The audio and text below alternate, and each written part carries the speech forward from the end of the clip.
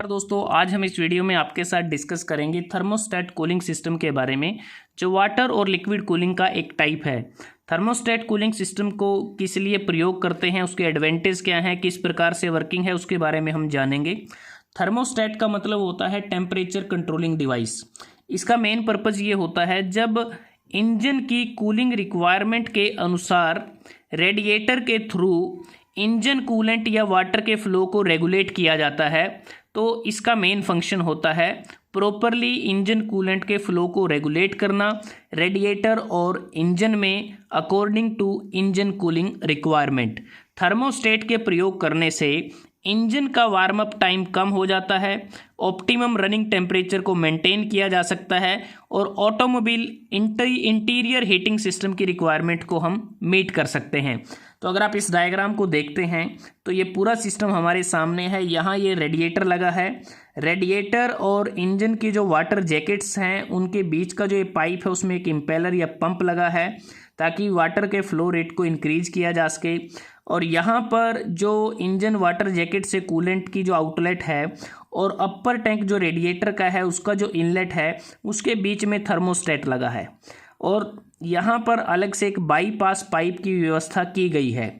तो अब बात करते हैं कि जो थर्मोस्टेट है वो वर्किंग किस आधार पर करता है, क्योंकि इसका मेनली अगर हम बात करें, जब जो सिलेंडर का जो वाटर जैकेट है उसमें अगर हम बात करें टेम्परेचर बहुत कम हो जाए, तो ऐसी सिचुएशन में जो सिलेंडर की जो वॉल्स होती हैं वहाँ पर एसिड्स की कंडेंसेशन होने से कोरोजन बहुत ज़्यादा होगा, जिससे उसके डैमेज होने का खतरा बढ़ सकता है।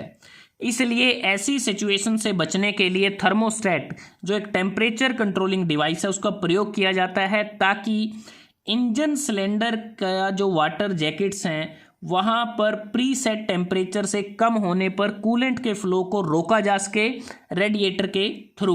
वर्तमान में जो मॉडर्न कूलिंग सिस्टम है, जो मॉडर्न कूलिंग सिस्टम में थर्मोस्टेटिक डिवाइस का प्रयोग करते हैं, जिससे हम रेडिएटर के थ्रू इंजन के वाटर जैकेट में कूलेंट या वाटर का सर्कुलेशन को रोकते हैं जब तक वाटर जैकेट में टेम्परेचर उस टेम्परेचर तक ना पहुंच जाए जिस टेम्परेचर पर इंजन एफिशिएंटली ऑपरेट करता है।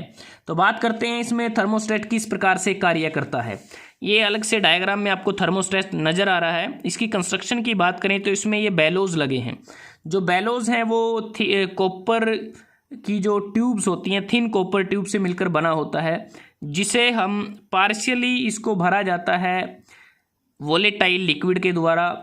ईथर हो सकता है, मिथाइल एल्कोहल हो सकता है, एसीटोन हो सकता है, जो 70 से 85 डिग्री सेल्सियस के बीच में वो बॉईल करते हैं। और जो वोलेटाइल जो लिक्विड है वो वेपर्स में बदल जाता है करेक्ट वर्किंग टेम्परेचर पर, जिसके कारण एनफ प्रेशर क्रिएट होता है ताकि जो बेलोज हैं वो एक्सपेंड हो जाएं।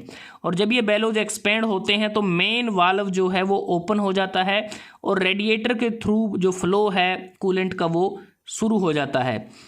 दूसरी स्थिति ये होती है जब जो वेपर्स होते हैं वो कंडेंस होकर लिक्विड में बदल जाते हैं, तो ये बेलोज कोलैप्स हो जाते हैं आपस में और जो मेन वाल्व है वो जो सीट बनी होती है उसके ऊपर आकर बैठ जाता है, जिससे कि मेन वाल्व बंद हो जाता है और सर्कुलेशन जो है फिर बाईपास वाल्व के माध्यम से होता है। तो सबसे पहले हम बात करते हैं कि जो मेन कंट्रोल वाल्व है वो कब बंद होता है, किस कंडीशन में वो बंद होता है। क्योंकि जो मेन कंट्रोल वाल्व है इसकी जो मूवमेंट है वो डायरेक्टली रिलेटेड होती है कूलेंट के टेम्परेचर से।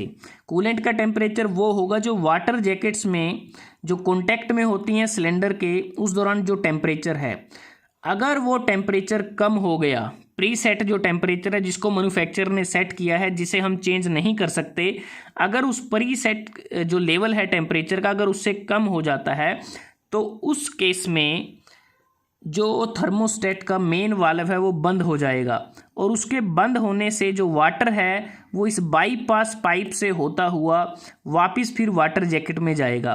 तो ऐसी स्थिति में होगा क्या कि वाटर जैकेट में जो क्वांटिटी होगी कूलेंट की वो कम होगी और क्वांटिटी कम होने से इसको बड़ी तेज़ी के साथ काफ़ी क्विकली इसको गर्म किया जा सकता है, क्योंकि इससे इंजन का वार्म अप टाइम कम हो गया है।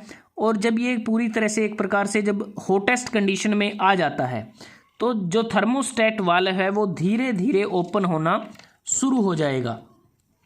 और जब ये ओपन होगा तो उस केस में होगा क्या कि जो एक प्रेशर रिलीफ वाल्व लगा होता है, जो यहाँ पर जो बाईपास वाल्व है, तो जो पंप के थ्रू कूलेंट को पंप किया जाता है, तो उसका जो प्रेशर है वो धीरे धीरे कम होना शुरू होगा जब मेन कंट्रोल वाल्व ओपन होना शुरू होगा कूलेंट के हॉटेस्ट होने से, ज़्यादा गर्म होने से।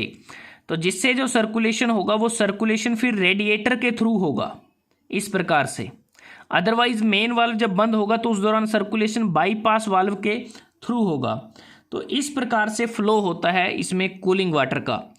और जब मेन कंट्रोल वाल्व बंद होता है तो उस दौरान जो सर्कुलेशन है कूलेंट का वो अराउंड द इंजन होगा इटसेल्फ, ताकि हम जो लोकल ओवर हीटिंग है उसको हम दूर कर सकें, उससे सिलेंडर वॉल्स को बचाया जा सके। तो अब बात करते हैं कि अगर हम थर्मोस्टेट का प्रयोग ना करें तो उस दौरान क्या होगा कि इंजन को ऑपरेटिंग टेम्परेचर पर पहुंचने के लिए बहुत ज़्यादा समय लगेगा। इसलिए थर्मोस्टेट के प्रयोग करने से इंजन का वार्म अप टाइम कम हो जाता है, उसकी ऑप्टिमम रनिंग टेम्परेचर को हम मेंटेन कर सकते हैं। जैसा हमने बात की ऑटोमोबाइल इंटीरियर हीटिंग सिस्टम की जो रिक्वायरमेंट्स हैं उसको मीट किया जा सकता है।